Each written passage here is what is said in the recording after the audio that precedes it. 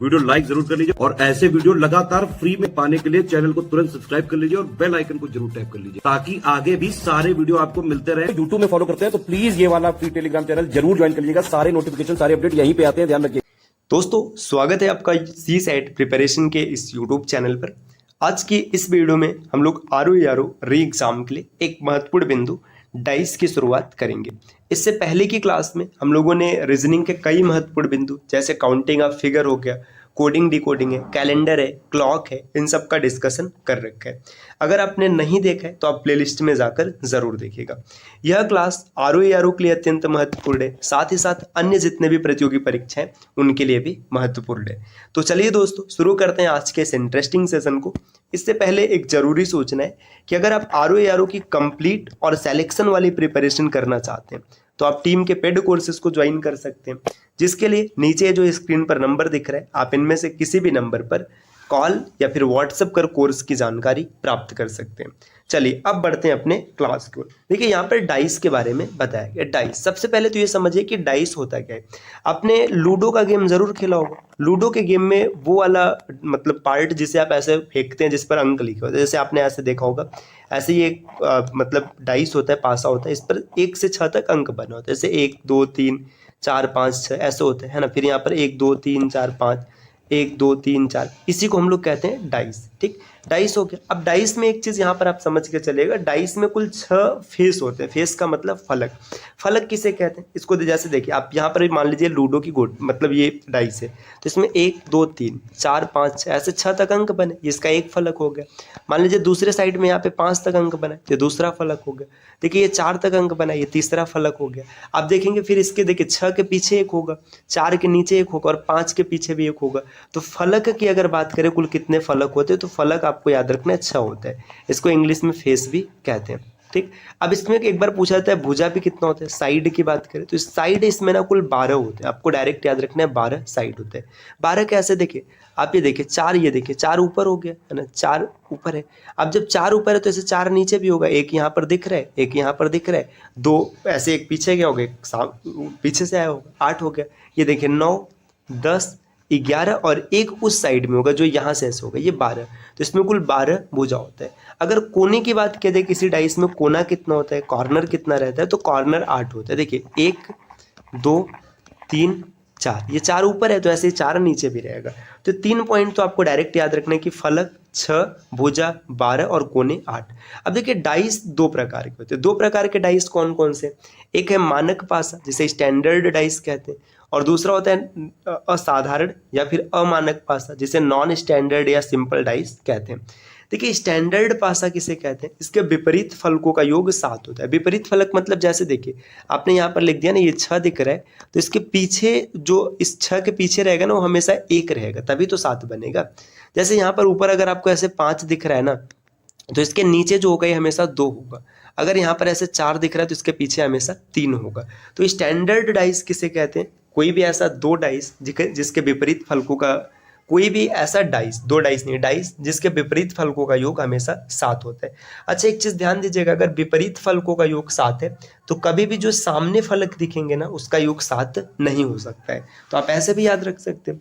दूसरा है साधारण डाइस मतलब साधारण पासा, इसमें विपरीत फलकों का योग 7 नहीं होगा, मतलब फ्रंट पर ही 7 रहेगा। जैसे मान लीजिए यहाँ पर 6 दिख रहा है ना, जैसे ये 6 हो गया तो यहाँ पर 1 हो गया, देखिए फ्रंट पर ही 7 हो गया, तो इसका विपरीत कभी 7 नहीं हो सकता। चलिए अब देखते हैं कितने प्रकार के प्रश्न पूछे जाते हैं। देखिए डाइस से कुल 4 प्रकार के प्रश्न बनते हैं। पहला स्टेटमेंट बेस्ड होता है, दूसरा सिंगल डाइस का प्रश्न होता है, तीसरा कंपैरिजन ऑफ डाइस होता है और चौथा ओपन डाइस होता है।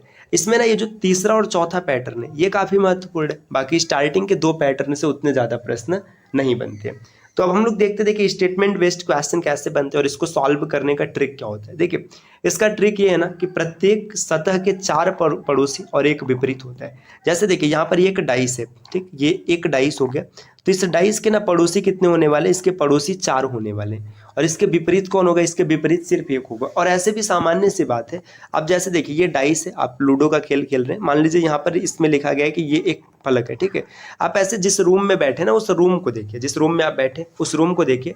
अब रूम में मान लीजिए आपने ऐसे नीचे वाले फर्श को देखा, तो इसके विपरीत कौन है, सिर्फ ऊपर वाला दीवार है। बाकी साइड के जो चारों दीवार हैं, देखिए जैसे आप रूम में बैठे, ये रूम हो गया, इसके साइड में देखिए एक दीवार, दो दीवार, फिर ऐसे साइड से यहाँ पे निकला होगा तीसरा, चौथा, ये चारों क्या है, पड़ोसी हैं, सटे हुए हैं। बाकी जो ऊपर है बस वही अलग है। तो ये पॉइंट आप डायरेक्ट याद रख सकते हैं कि जो कोई भी डाइस होता है उसमें एक क्या होगा, उसका विपरीत होगा और बाकी चार पड़ोसी होंगे। इसको बनाएंगे कैसे, ऐसे समझिए, जैसे मान के चलिए बोल दिया गया कि आपके पास एक डाइस है जिसमें ए से ई एफ तक अक्षर दिए हैं। देखिए आप तुरंत क्या करिए कि ये ऐसा स्ट्रक्चर बना लीजिएगा।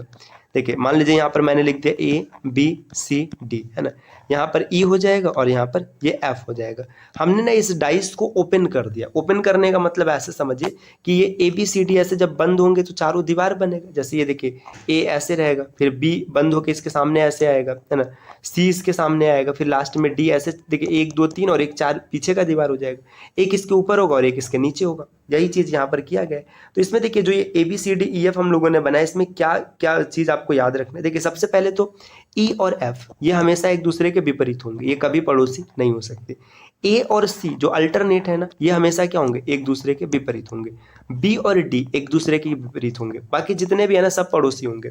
जैसे कोई पूछ ले कि बताओ ए का पड़ोसी कौन कौन है, ए के पड़ोसी की बात करें तो देखिए ए का पड़ोसी बी है, साइड में दिख रहा है। जब पासे को बंद करेंगे तो डी भी इसका पड़ोसी होगा और ई और एफ तो रहेंगे ही रहेंगे। अगर सी के पड़ोसी की बात करें तो कौन होगा, बी डी एफ और ई। अब ये चीज आपको समझ में आ चुका है। देखिए यहाँ पर अब प्रश्न सॉल्व करते हैं, स्टेटमेंट बेस्ड प्रश्न है, तुरंत आप ये स्ट्रक्चर बना लीजिएगा। देखिए 4 ऐसे बना लीजिएगा, ठीक, 4 हो गया। इसके बाद ये 5वां और ये 6वां। अब इसमें बोला क्या गया, बोला गया कि एक घन की 6 सतह है, इस पर 1 से मतलब 6 तक संख्या लिखा गया है, 2 और 4 एक दूसरे के पड़ोसी, ठीक। जो पड़ोसी आप उनको कहीं भी बना लीजिएगा। देखो ये 2 और 4 पड़ोसी हो गए, ठीक है। आगे क्या बोला जा रहा है, 3 और 5 एक दूसरे के पड़ोसी नहीं है, ठीक, पड़ोसी नहीं है। आप समझिएगा 3 और 5 2 को बनाना है। अगर आप यहाँ बनाएंगे तो पड़ोसी हो जाएगा। 3 को यहाँ कर लो, 5 को यहाँ कर लो, पड़ोसी नहीं है।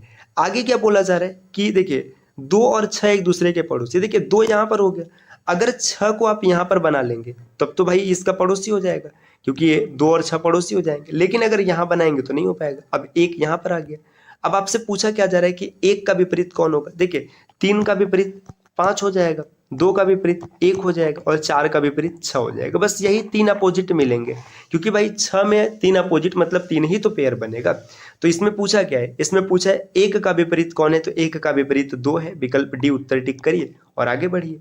देखिए अगले प्रश्न को देखते हैं, थोड़ा और बेहतर समझ में आएगा। एक घन की सतह पर ए से एफ तक अक्षर है, ठीक, बना तुरंत। देखिए घन दिया ना ओपन डाई से, तुरंत आपका दिमाग ये बताना चाहिए कि ऐसा स्ट्रक्चर बनेगा, ठीक। ये बन गया। जैसे आपने बना लिया, अब बोला है कि बी सी और डी पड़ोसी है, कहीं भी बना लो। देखो ये सी रहा और ये डी रहा, इसमें जरूरी नहीं कि अच्छा सी और डी पड़ोसी नहीं है, माफ कीजिए दोस्तों मैंने गलत पढ़ लिया। यहाँ पर ए और बी पड़ोसी, कहीं भी बना लो। देखो ए बी, अब जरूरी नहीं कि आप ऐसे यहीं से शुरू करो। अगर मान के चलिए एक दूसरा बच्चा जो प्रश्न की शुरुआत ऐसे करता है, मान लीजिए यहाँ पर देखिए उसने ऐसे कर दिया, यहाँ पर लिख दिया उसने, रुकिए इसको थोड़ा टच कराते हैं यहाँ तक, ये यहाँ तक और यहाँ तक, उसने ऐसे लिख दिया ए बी पड़ोसी, कोई दिक्कत नहीं, आप कैसे भी बनाओ कोई फर्क नहीं। सी और डी पड़ोसी नहीं है, देखिए सी और डी पड़ोसी नहीं है, अच्छा तरीका यहाँ बना लो। अब देखिए सी और डी यहाँ बनाएंगे तो भी तो पड़ोसी हो जाएगा, सी और डी पड़ोसी नहीं है। नेक्स्ट बोला है ए और एफ पड़ोसी, देखिए ए और एफ पड़ोसी है, यहाँ पर ए है तो ये एफ यहाँ पर हो गया, ठीक, सीधी सी बात है। यहाँ पर ए है तो एफ यहाँ पर आ जाएगा। अब बचा है कौन, ई बचा है, ई को यहाँ पर लिख लीजिएगा। अब आपसे पूछा गया है कि ई का विपरीत कौन होगा, ई का विपरीत बताना है, समझिएगा। अब यहाँ पर देखिए सी और डी एक दूसरे के विपरीत होंगे, ई और ए एक दूसरे के विपरीत होंगे, एफ और बी एक दूसरे के विपरीत होंगे। कुछ भी पूछेगा आप बना लेंगे। तो यहाँ पर क्या पूछा है, ई के विपरीत कौन होगा, तो ई के विपरीत क्या है, ए है, विकल्प बी इसका उत्तर बनेगा। अगले प्रश्न पर आते, तीसरा प्रश्न दिया है, एक घन की सतह पर 6 जानवरों का नाम लिखा है। 6 जानवरों का नाम लिखा है, हाथी, खरगोश, कुत्ता, बिल्ली, बाघ और शेर। कुत्ता व बिल्ली पड़ोसी हैं, तुरंत बनाते हैं इसको खटाक से। देखिए जैसे आपको दिखा ये स्ट्रक्चर तुरंत आपका दिमाग बनाना चाहिए। जैसे ये स्ट्रक्चर बना आप समझिए आधा प्रश्न सॉल्व हो गया, ठीक। इसमें क्या बोला गया, इसमें ये बोला गया कुत्ता और बिल्ली पड़ोसी, ठीक है। यहाँ पे डॉग और यहाँ पर कैट, कुत्ता बिल्ली, इंग्लिश लिखने में थोड़ा सा आसान होगा, है ना। आगे बोला है बिल्ली व खरगोश पड़ोसी नहीं है, देखिए बिल्ली यहाँ पर आ गया, खरगोश इसका पड़ोसी नहीं है। खरगोश पड़ोसी नहीं है तो आप खरगोश को यहाँ पर रख लीजिएगा, क्योंकि भाई बिल्ली और खरगोश पड़ोसी नहीं होने वाला है ना। तो यहाँ पर देखिए यहाँ पे रैबिट हो गया, है ना, ये खरगोश यहाँ पर आ गया। आगे क्या बोला है कि हाथी व खरगोश पड़ोसी। देखिए हाथी और खरगोश पड़ोसी है ना, इसका मतलब है कि हाथी को कहाँ रखेंगे, हाथी को यहाँ पर रखेंगे, एलिफेंट, है ना। अब दो जानवर बच रहे हैं, है ना, दो जानवर कौन कौन बच रहे हैं, देखिए आप देखेंगे तो शेर बच रहे हैं और बाघ बच रहे हैं। तो यहाँ पर लायन हो गया और यहाँ पर टाइगर हो गया। अब इसमें क्या पूछा हुआ है, इसमें ये पूछा है तो खरगोश का पड़ोसी नहीं है। देखिए खरगोश का पड़ोसी कौन नहीं होगा ये बताना है। देखिए खरगोश के पड़ोसी में देखेंगे खरगोश है, शेर बाघ इसके पड़ोसी होंगे, ये एलिफेंट हाथी भी होगा और डॉग भी होगा, तो बिल्ली नहीं होगा। तो इसका सही उत्तर होगा विकल्प डी। तो उम्मीद है कि आप कभी भी स्टेटमेंट बेस्ड वाले प्रश्न रहेंगे तो आप आराम से प्रश्नों को सॉल्व कर पाएंगे, आपको कोई भी दिक्कत नहीं होने वाला है। तो पहला वाला टाइप आपको अच्छे से समझ में आ गया। अगर वीडियो में चीजें आपको समझ में आ रही होंगी तो वीडियो को लाइक जरूर कीजिएगा। अब आगे जो है ना, इसमें देखिए ये दिया है सिंगल डाइस। जब कभी भी एक डाइस दिया रहेगा तो क्या करेंगे, तो इसका छोटा सा लॉजिक पता है, खाली इतना याद रखिएगा, डाइस के दो अपोजिट फेस को न तो एक साथ दिखाया जा सकता है और न ही एक साथ छिपाया जा सकता है। बस ये लाइन अगर आपके दिमाग में चला ना तो डाइस पूरा खत्म हो गया। ठीक है, डाइस के अपोजिट फेसेस एक साथ दिखाए और छिपाए नहीं जा सकते। अब यहाँ पर देखिए स्टैंडर्ड डाइस दिया है। अब आपसे इसमें ना, यहाँ पर मैंने पूछा नहीं, आपको सबका अपोजिट बताना है। ठीक है, यहाँ पे अच्छा कैसे पता चला कि स्टैंडर्ड डाइस है, देखिए सामने सम 7 आ रहा है, किसी भी कंडीशन में नहीं आ रहा है, यहाँ पर भी नहीं आ रहा। देखिए 3 के अपोजिट क्या हो जाएगा, 3 के अपोजिट 4 हो जाएगा, क्योंकि अपोजिट का योग कितना होगा, 7 होगा। 2 के अपोजिट 5 हो जाएगा और 1 के अपोजिट 6 हो जाएगा। ठीक, अब देखिए जैसे यहाँ पर देखिए ये भी 5 3 8 स्टैंडर्ड डाइस है, तो 5 के अपोजिट क्या बनेगा, 2 बनेगा, 3 के अपोजिट 4 बनेगा और 1 के अपोजिट 6 बनेगा। आप आराम से निकाल पाएंगे, कोई भी दिक्कत आपको नहीं बनेगा। अब जो नॉन स्टैंडर्ड डाइस है ना, नॉन स्टैंडर्ड डाइस, इसमें देखिए यहाँ पर देखो 6 और 1 क्या हो रहा है, 7 हो रहा है।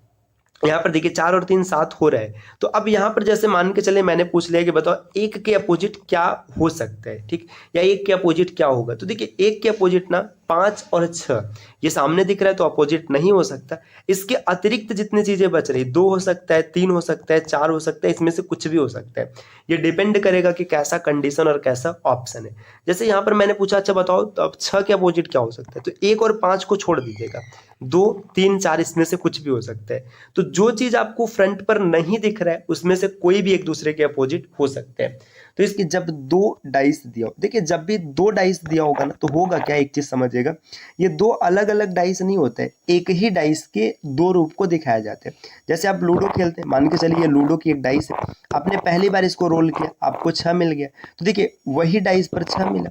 फिर आपने दूसरी बार इसको जब रोल किया तो यहाँ पर मान के चलेगा एक अलग अंक आ गया, जैसे मान लीजिए 3 4 5 कुछ भी आ गया, यहाँ पर 5 आ गया। तो देखो डाइस तो सेम है ना, ऐसा नहीं कि आप डाइस बदल दे रहे हैं। यहाँ पर 6 दिख रहा था तो डाइस की परिस्थिति अलग है, यहाँ पर 5 दिखा तो अलग हो गया। मतलब जब भी डाइस दिया रहेगा ना उसमें चाहे 2 डाइस हो, चाहे 3 हो, चाहे 4 हो, एक ही डाइस के अलग अलग रूप दिखाए जाते हैं।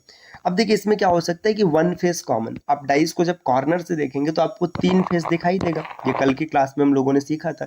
जैसे यहाँ पर देखो एक डाइस के 3 फेस दिख रहे हैं, 3 फेस यहाँ पर दिख रहे हैं। अब 3 में क्या हो कि 1 फेस कॉमन हो, तो इसमें अपोजिट निकालना बहुत ही आसान है। देखिए आप सबसे पहले क्या करेंगे कि जो कॉमन फेस होगा उस कॉमन फेस को पकड़ेंगे, इसके बाद या तो इसको आप क्लॉकवाइज रोटेट करेंगे या तो एंटी क्लॉकवाइज रोटेट करेंगे और चीजें ज्ञात करेंगे। जैसे देखिए यहाँ पर 1 है, यहाँ पर भी 1 है, 1 ये 1 कॉमन हो गया तो आप लिखेंगे 1 और 1। अगर इसको क्लॉकवाइज रोटेट करेंगे तो 1 2 3 ऐसे लिखा जाएगा, 1 2 और यहाँ पर 3। अगर इसको भी क्लॉकवाइज रोटेट करेंगे तो 1 के बाद 4 और 5। देखिए यहाँ पर क्या हो जाएगा, 3 और 5 एक दूसरे के अपोजिट होंगे, 2 और 4 एक दूसरे के अपोजिट होंगे। अब 1 दिख रहा है, सीधी सी बात है, डाइस बनाएंगे तो 1 से 6 तक का अंक लिखेंगे, तो यहाँ पर अपोजिट कौन हो जाएगा, यहाँ पर हो जाएगा 6। अब जिस प्रकार का प्रश्न पूछा जाता है कि 1 के अपोजिट कौन है, 6 है, 2 के अपोजिट 4 हो जाएगा, 3 के अपोजिट 5 हो जाएगा, आप आराम से आंसर निकाल लेते हैं। जैसे अगला देखिए यहाँ पर दिया है सेम इसी प्रकार का प्रश्न, देखिए ABCD दिख रहा है, तो मान लीजिएगा कि A से F तक 6 अक्षर लिखे गए। अब इसमें कुछ भी पूछा जा सकता है। देखो डाइस में कौन सा फेस कॉमन है, ABCB है और ADEC है, तो C कॉमन है, आप C को सेलेक्ट कीजिएगा, आपने लिखा C। अब इसको क्लॉकवाइज या एंटी क्लॉकवाइज जैसे रोटेट करना है कर लीजिएगा, B और फिर A। देखिए C B और A, देखिए यहाँ से C के बाद D और ये E। देखिए इसमें आप देखेंगे ना तो A और E एक दूसरे के अपोजिट हो जाएंगे, B और D अपोजिट हो जाएंगे, C के अपोजिट F हो जाएगा। तो अपोजिट कभी भी पूछेगा आप आराम से निकाल लेंगे, बहुत ही बेसिक सा कॉन्सेप्ट है। उम्मीद है कि आपको कॉन्सेप्ट समझ में आ गया होगा।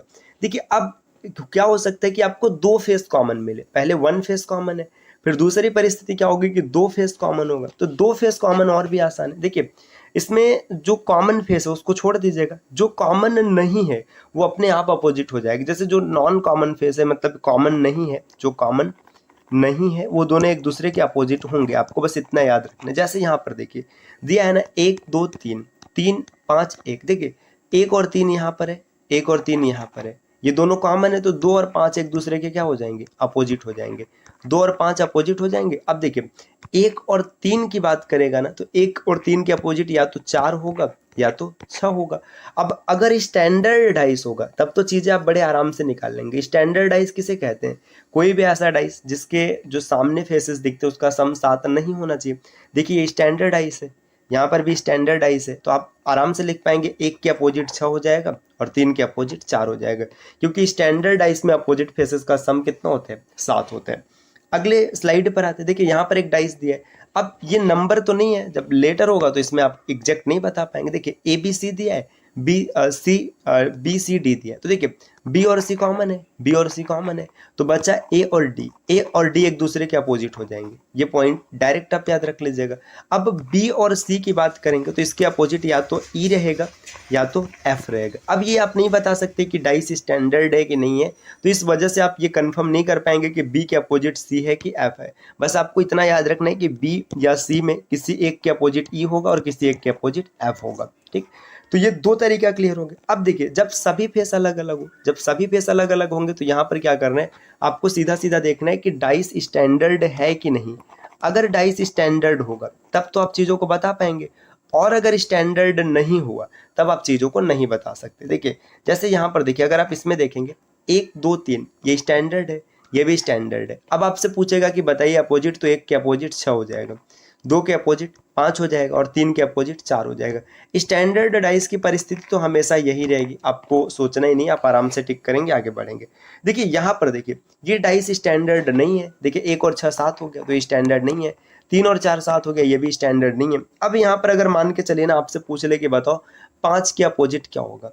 अब 5 के अपोजिट की जब बात करेगा ना, जो जो फेस आपको दिख रहा है वो अपोजिट नहीं हो सकता, ठीक, ये चीज़ याद रखिएगा। जैसे 5 के अपोजिट अगर आप देखेंगे, देखिए 1 और 6 कभी नहीं हो सकता, सामान्य सी बात है, 1 और 6 नहीं हो सकता। अब देखिए यहाँ पर देखेंगे 2 3 और 4, इसमें से क्या किया जाएगा, तो 5 के अपोजिट 1 6 नहीं लिख सकते। अब इसके बाद देखिए 1 और 7, जैसे 3 और 4 आपस में आमने सामने दिख रहे हैं, तो 3 और 4 भी नहीं हो सकता है ना, तो 3 और 4 भी नहीं हो सकता, तो 5 के अपोजिट 2 हो सकता है, ये पॉसिबिलिटी है। अब देखिए 2 हो सकता है कि नहीं हो सकता, ये भी कंफर्म नहीं करेंगे, ये पूरी तरीके से डिपेंड करेगा कि कैसा डाइस दिया है। तो ये चीज़ आपका, जब सभी फेस कॉमन नहीं होते, जैसे यहाँ पे समझिए सभी फेस अलग अलग होंगे, तो ये पूरी तरीके से प्रश्न हमेशा स्टैंडर्ड डाइस का ही बनता है, नॉन स्टैंडर्ड के बनने के चांसेस कम होते हैं। तो पैटर्न आपको समझ में आ चुका है, 1 फेस कॉमन होगा तो कैसे करेंगे, 2 फेस कॉमन होगा तो कैसे करेंगे, कोई कॉमन नहीं रहेगा तो कैसे करेंगे। अब देख लेते हैं किस प्रकार के प्रश्न पूछे जाते हैं। जैसे यहाँ पर देखिए नीचे एक पासे के 2 अलग अलग रूप दर्शाए गए हैं, बताइए कि स्टार के विपरीत फलक पर कौन होगा। देखिए स्टार के विपरीत फलक पर बताना है, यहाँ पर 2 डाइस दिया, देखिए हैज, स्टार और डॉलर, @ सेमीकोलन और हैज, इसमें आपको बताना है स्टार के विपरीत। तो सबसे पहले आप कॉमन फेस को सेलेक्ट कीजिए, देखिए यहाँ पर हैज है, यहाँ पर भी हैज है, ठीक, तो हैज को आप यहाँ पर रखेंगे, ठीक, आपने हैज को रख लिया। अब इसको क्लॉकवाइज या एंटी क्लॉकवाइज जैसे मन कर रोटेट कीजिएगा, देखिए स्टार और डॉलर, तो यहाँ पर स्टार, यहाँ पर डॉलर, देखिए यहाँ पर @ और सेमीकोलन, तो ये @ और ये सेमीकोलन। अब आपको बताना है कि स्टार के अपोजिट कौन है, तो स्टार और @ एक दूसरे के अपोजिट है, तो विकल्प बी पर टिक करेंगे और आगे बढ़ेंगे। अगर मान के चलिए आपसे पूछ लेता कि डॉलर के विपरीत कौन है, तो डॉलर के विपरीत सेमीकोलन है। अच्छा अगर क्या होता कि हैज़ के विपरीत पूछ लेता, तो हैज़ के विपरीत जब पूछता ना, तो यहाँ पर एक ऐसा विकल्प होता, जैसे मान के चलो यहाँ पर मैं ऐसे देता कॉपीराइट, तो हैज़ के विपरीत पता है कॉपीराइट को टिक करते। क्यों टिक करते, क्योंकि ये आपको चीज़ें तो दिख रही हैं यहाँ पर, तो ये नहीं हो सकते। अगला प्रश्न देखिए दिया है कि ये एक डाइस दिया है, इसके 2 अलग अलग रूप दिखाए गए, इस पर कैट बॉय डॉग, फिर आगे बॉय रैट और बैट लिखे। आपको बताना है रैट के विपरीत क्या होगा, रैट के विपरीत ढूंढना है। सबसे पहले कॉमन फेस सेलेक्ट करो, देखो बॉय यहाँ पर है, बॉय यहाँ पर भी। अब इसके बाद ना इसको सेट कर दीजिए, बॉय, बॉय के बाद डॉग और डॉग के बाद कैट। आगे देखिए बॉय, बॉय के बाद रैट और रैट के बाद बैट। आपसे क्या पूछा गया, आपसे पूछा है कि रेड के विपरीत कौन होगा, तो रेड के विपरीत देखिए डॉग दिख रहा है, तो विकल्प सी को टिक करेंगे और आगे बढ़ेंगे। तो ये जब फेस कॉमन होते, टू फेस कॉमन होते, तो हम लोगों ने आज समझ लिया। अब नेक्स्ट अगली जो क्लास होगी उसमें हम लोग देखेंगे मोर देन टू, मतलब मोर देन टू, दो से ज्यादा जब डाइस दिया रहेगा, जैसे 3 हो गया, 4 हो गया, 5 हो गया, उन प्रश्नों को कैसे हल करेंगे इसको सीखें। यहाँ पर दिया जब 2 से अधिक पासे दिए हों। देखो इससे पहले की क्लास में हम लोगों ने ये देखा था कि जब 2 डाइस दिए होते हैं, 2 डाइस का मतलब एक ही डाइस के 2 अलग अलग रूप दिखाए जाते हैं, तो उन प्रश्नों को कैसे सॉल्व करते हैं। तो आज उसी के आगे हम लोग बढ़ रहे हैं। जब 2 से अधिक डाइस दिए गए होते हैं, मतलब एक डाइस का 2 से अधिक रूप दिखाया जाता है, तो उसे सॉल्व करने का तरीका क्या होता है। देखिए इसका जो कॉन्सेप्ट है ना, इसका जो ट्रिक है एकदम सेम वही है जो आपने 2 डाइस के लिए पढ़ा था। इसमें 2 डाइस को एक साथ लेकर कंपैरिजन करेंगे और फिर आंसर निकालेंगे। तो चलिए अब प्रश्नों के माध्यम से समझते हैं। पहला प्रश्न दिया है, यहाँ पर देखिए एक डाइस के 3 रूप दिखाए गए। ये पहला रूप है, ये दूसरा हो गया और यहाँ पर ये तीसरा है। एक क्वेश्चन मार्क यहाँ पर दिया गया और आपसे पूछा जा रहा है कि बताइए क्वेश्चन मार्क के स्थान पर कौन सा विकल्प आएगा।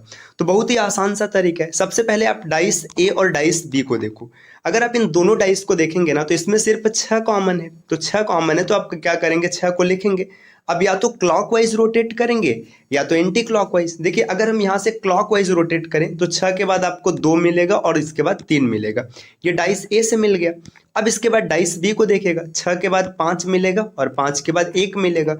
अब यहाँ से आपको पता चल गया कि देखिए 1 और 3 एक दूसरे के अपोजिट हो जाएंगे, 2 और 5 एक दूसरे के अपोजिट हो जाएंगे। अब 6 के अपोजिट कौन होगा, जो बचेगा, तो यहाँ पर 4 हो गया। तो बाई डिफॉल्ट हम लोग 4 लिखेंगे क्योंकि भाई डाइस में 1 से 6 तक का नंबर लिखा जाता है। तो यहाँ पर 6 के अपोजिट 4, ये पता चल गया। अब इस सी वाले डाइस को देखिए। सी वाले डाइस का कंपैरिजन आप चाहे बी से करा लीजिए और चाहे ए से करा लीजिए।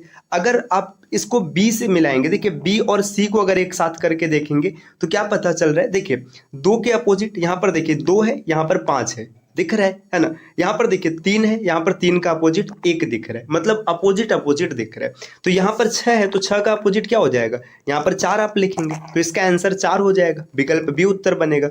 अच्छा अगर आपको लगता है कि हम कैसे कंफर्म माने कि 4 ही होगा, तो इसके लिए आप क्या करिए ना, इस देखिए सी का कंपैरिजन ए के साथ करा लीजिए।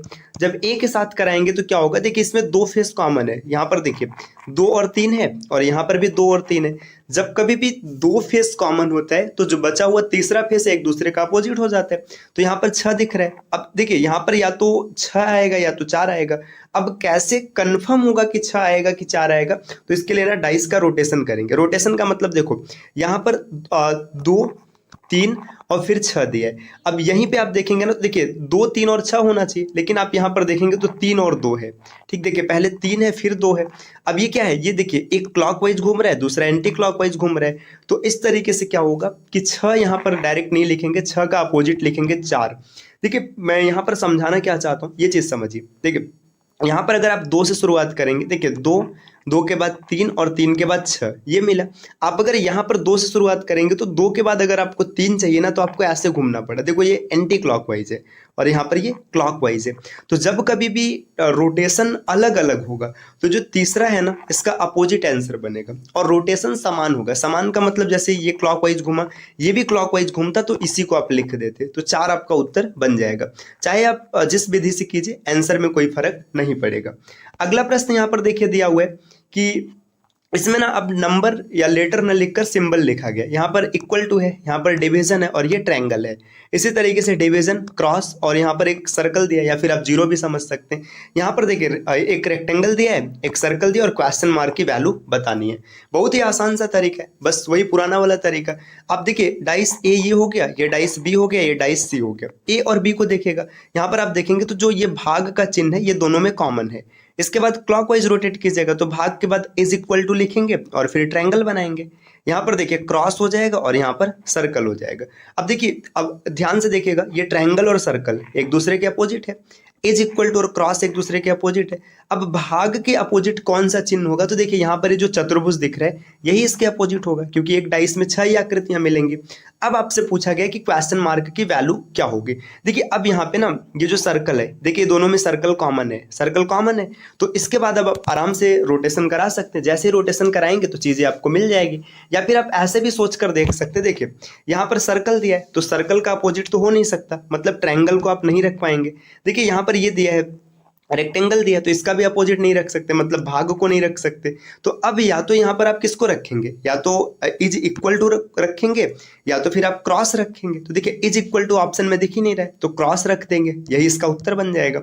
आसानी से आपने पकड़ लिया चीजों को। चलिए अगले प्रश्न पर आते हैं। अब यहाँ पर देखिए क्या है कि अब क्वेश्चन मार्क नहीं दिया है, डायरेक्ट पूछा जा रहा है कि इसके विपरीत क्या होगा। देखिए एक डाइस दिया है यहाँ पर, तो मतलब एक डाइस के 3 रूप दिए। पहला ये ए हो गया, ये बी हो गया और यहाँ पर सी हो गया।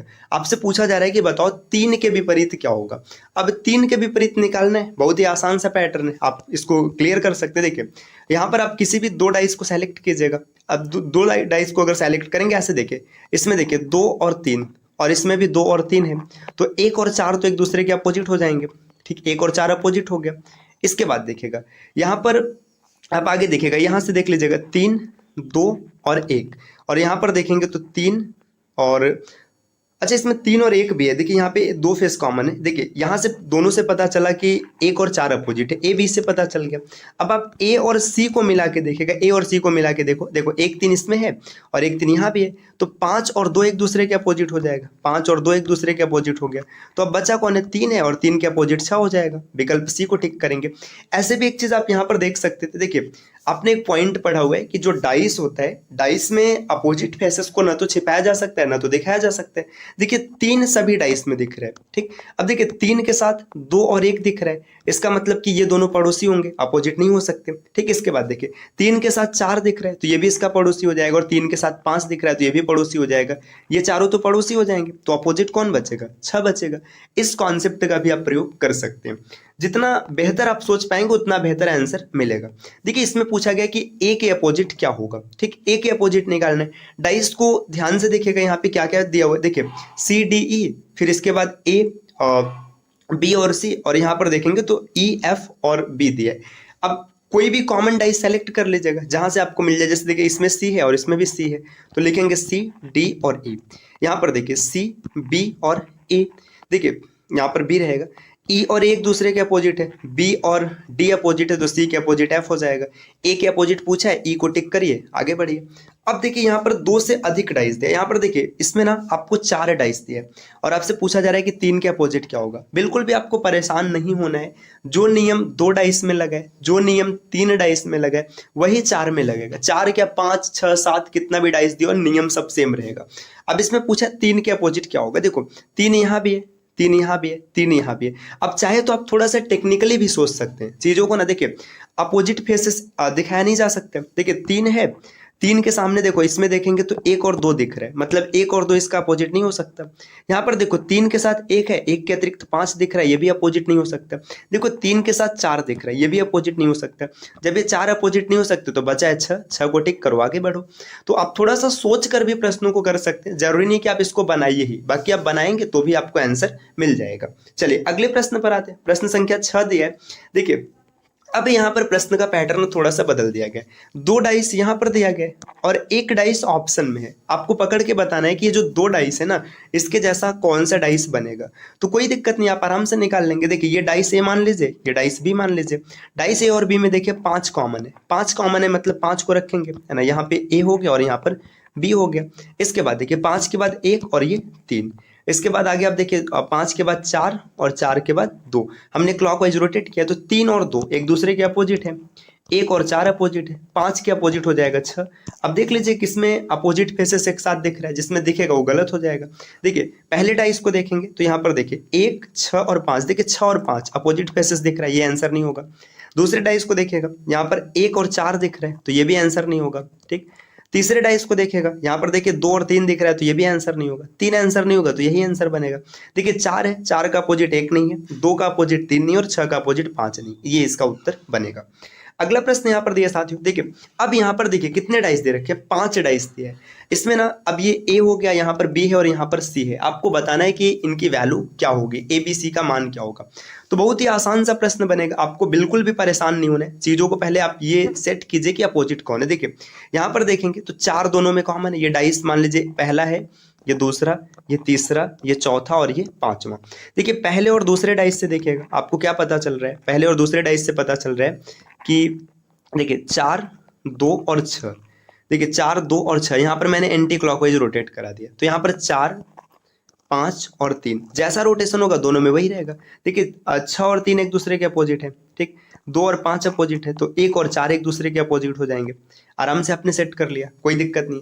अब देखिए ए की वैल्यू हम लोग निकालने का प्रयास करते हैं। देखिए यहाँ पर 3 और 5 दिया है, यहाँ पर भी 3 और 5 दिया है, ठीक। इसका डायरेक्शन देखो, ये अगर आप 3, 5 देखेंगे तो ये क्लॉकवाइज है, ठीक। ये 3, 5 देखेंगे तो एंटी क्लॉकवाइज है। इसका मतलब कि जो आंसर सेट होगा ना, जैसे यहाँ पर देखिए 4 छूट रहे, तो 4 का अपोजिट आंसर में शामिल होगा। 4 का अपोजिट होगा तो यहाँ पर आप ए लिखेंगे, 1 लिखेंगे। देखिए कैसे हो रहा है, इसको एक बार फिर से दिखा देते। देखिए आपने अभी तक ये सेट किया था कि 4 के अपोजिट 1 आ रहा था, ठीक, और 2 के अपोजिट आप देखेंगे तो 5 आ रहा था और 3 के अपोजिट 6 आ रहा था। अब ये डाइस पहला था, ये दूसरा था, ये तीसरा, ये चौथा और ये पांचवा। आपको ए की वैल्यू निकालनी है, तो दूसरे और तीसरे इन 2 डाइस को मिलाकर देखेगा। देखिए आप देखेंगे 3 और 5 इसमें भी है, 3 और 5 इसमें भी है। रोटेशन देखो 3 से 5 की ओर आए क्लॉकवाइज घूमे, है ना। 3 से 5 की ओर आए एंटी क्लॉकवाइज। देखो एक बार क्लॉकवाइज है और एक बार एंटी क्लॉकवाइज है। तो जब ऐसी परिस्थिति मिलेगी ना, तो जैसे आपको 4 दिख रहा है, तो 4 के अपोजिट जो होगा वही आंसर बनेगा। तो 4 के अपोजिट 1 आएगा, तो इसका मतलब है कि सबसे पहले ए की वैल्यू 1 आएगी। ए की वैल्यू 1 सिर्फ एक ही डाइस में दिख रहा है, यही इसका उत्तर हो जाएगा। आराम से आप टिक कर सकते हैं। बाकी दोनों को चेक कर लीजिए, जैसे मान लीजिए एक विकल्प में और ये होता तो फिर क्या करते। अब दूसरे डाइस को देखिए, 5 दिख रहा है ना, 5 दिख रहा है, 1 दिख रहा है और बी की वैल्यू आपको निकालना है। तो देखिए 5 का अपोजिट कौन है, 5 का अपोजिट 2 हो जाएगा, यहाँ पे नहीं आ सकता, है ना। देखिए अगला जो है क्या दिख रहा है, 1 का अपोजिट 4, ये भी नहीं आ सकता। तो अब या तो 6 आएगा या तो 3 आएगा। अब डाइस का कंपैरिजन कर लेंगे, आंसर पता चल जाएगा कि यहाँ पर 6 आएगा। इसी प्रकार से इसमें भी पता चल जाएगा। तो ये आपका आंसर रहा। अगला प्रश्न है प्रश्न संख्या 8। देखो यहाँ पर एक डाइस दिया है, इसमें ना बॉय कैट डॉग लिखा है, बॉय रेट मैट लिखा है, कार और रेट लिखा है, एक प्रश्नवाचक चिन्ह है। इसका उत्तर क्या होगा आप कमेंट करके बताइएगा। उम्मीद है कि अब डाइस के कोई भी प्रश्न जो क्लोज डाइस है इसमें आपको दिक्कत नहीं आएगा। अगली वीडियो में हम लोग ओपन डाइस को भी सॉल्व करना सीखेंगे। और साथियों अगर आप कंप्लीट रीजनिंग को फ्री में तैयार करना चाहते हैं और बहुत ही बेहतरीन कॉन्सेप्ट के साथ, तो आप चैनल को सब्सक्राइब कर सकते हैं। और टीम के पेड कोर्स से जुड़ने के लिए ये नीचे जो स्क्रीन पर नंबर है, आप इनमें से किसी भी नंबर पर कॉल या व्हाट्सएप कर कोर्स की जानकारी प्राप्त कर सकते हैं। अब मिलते हैं आपसे अगले वीडियो में, तब तक के लिए नमस्कार।